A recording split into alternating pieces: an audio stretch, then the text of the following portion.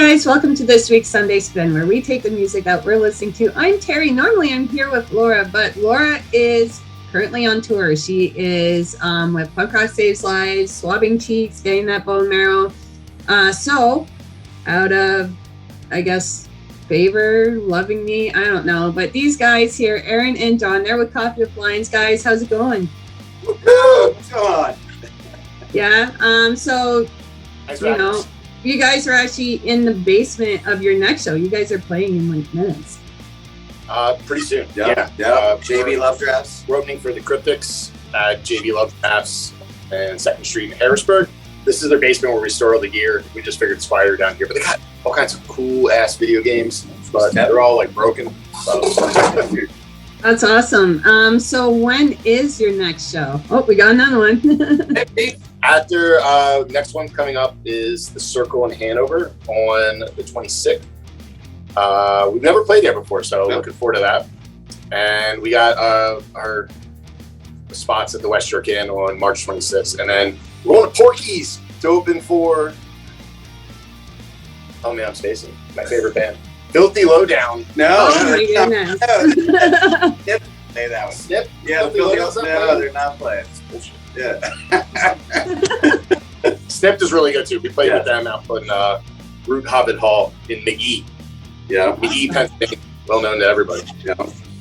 And it was a dilapidated old church in seemingly the middle of nowhere, and it was pretty cool. It was like a Stephen King movie. It's a giant storm going outside, and we're like lightning and thunder, and we're like, all right, let's go play some punk rock music in this weird old church. And it was Jimmy's birthday too. Yeah, pretty awesome. That's awesome. If you guys don't know Jimmy, make sure you go check out Quick Eddie's Swag Co. He's got all the merch you guys need. You make sure you go check him out. But guys, we are here for the music. So what are you guys listening to this week? I've been really into the Midrats. The Midrats are a band from Lancaster PA. They put out an album recently this past fall called The Division. Really good. I listened to it and I was like, oh crap, we're opening for these guys in Lancaster. They're really good. And I was really surprised. I mean, it's a well-produced, just great punk rock album from start to finish. Favorite song on there's 2 songs. It's the last track, but DC Summer Camp, Denial Politics. The riffs are heavy. They got a good amount of melody going on, but really it's the lyrics. It's nice having a punk rock band who's singing about something they actually care about, and maybe not just swearing and complaining. And I don't know. Personally, like if we're playing music, I feel like we're too old. Like we can't write songs about girls anymore. It just feels like a little. When I was 17, all my songs were about girls. But now that I'm over 40, it's like, all right, there's things I actually care about. Exceptions, I think, are like mothers, daughters, grandmothers, something like that. But not love songs, and certainly not unrequited love songs about girls don't like me, that kind of stuff. Yeah, it's lame. I listen to all this old things, man. It's got a heavy, nice guy vibe to it. Some of that old stuff that all of pop punk through the 90s, basically. But that's awesome. Album, it's $7 digital to download it. It's well worth it. Every track is good. Yeah, I agree. I've been loving it. It's awesome. I keep playing it for the band. Like, listen to this. We need to make guitar sound like this. Can you do this? And I really got a chance when we played with them in Lancaster at Phantom Power too. Talked to all the guys. Guitar player brought his toddlers. They were running around before the show. Talked to the leads. They were all super cool. Can't wait to play with them again. We actually played with them the first time here, JB Love Drafts. Yep. That's awesome. All right. Well, for myself, I picked a band who I found actually in a split with 6ix9ine Inferno. So I'm talking about Symphony of Distraction. They probably play one of my favorite skate punk songs, which is called Chug. They came out with this album, which is called Horseshit.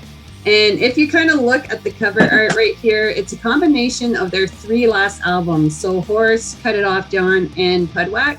So you kind of see these elements here. It's pretty cool. But yeah, it's 18 songs, 29 minutes. It opens up with Pick a Space, and you right away it's skate punk, you know. And I find it's such a nice combination of Lagwagon, Pulley, you kind of all those 90s skate punk bands. You just like pick up little tidbits anyways. And I find his vocals actually kind of sound like Jim Lindbergh from Pennywise. So it's kind of like a weird mix because you're so used to listening to like say Lagwagon, it's got that Joey Cape, and I find the melodies really match that. They're very traditional melodies, you know, and what really grabs me with these guys is the drumming. And it kind of really got me when I listened back to Chug, which was the first song I'd ever heard from them. That was kind of like the drum hooks kind of just really drew me in, because the drummer of that band has a fantastic way of just timing his music perfectly. So he speeds up right when it's supposed to, slows down when he's supposed to, you know, and he really just draws it out.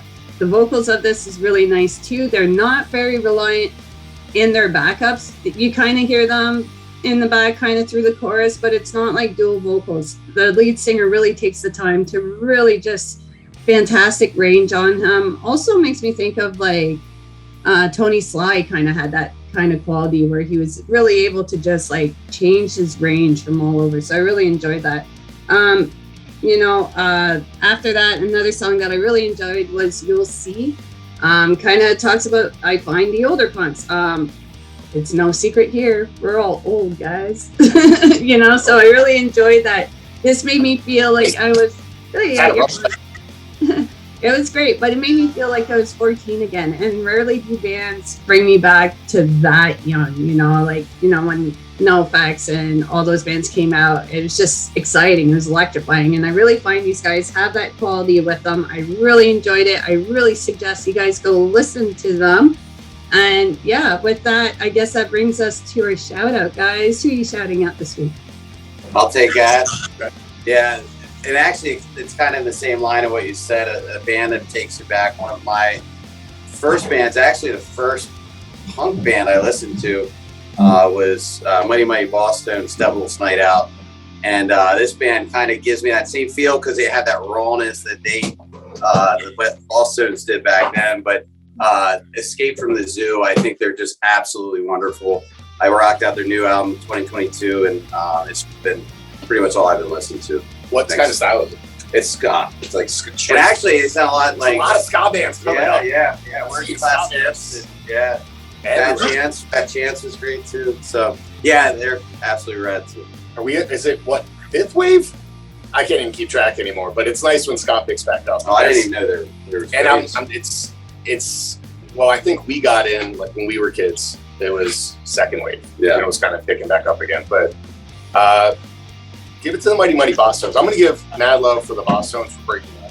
And I know you're sad. It's like your favorite band. Yeah. But no bands break up anymore, man. They just drag it out, keep putting out album after album. And, you know, it's tough. People go back and only listen to, like, the old stuff. There are exceptions.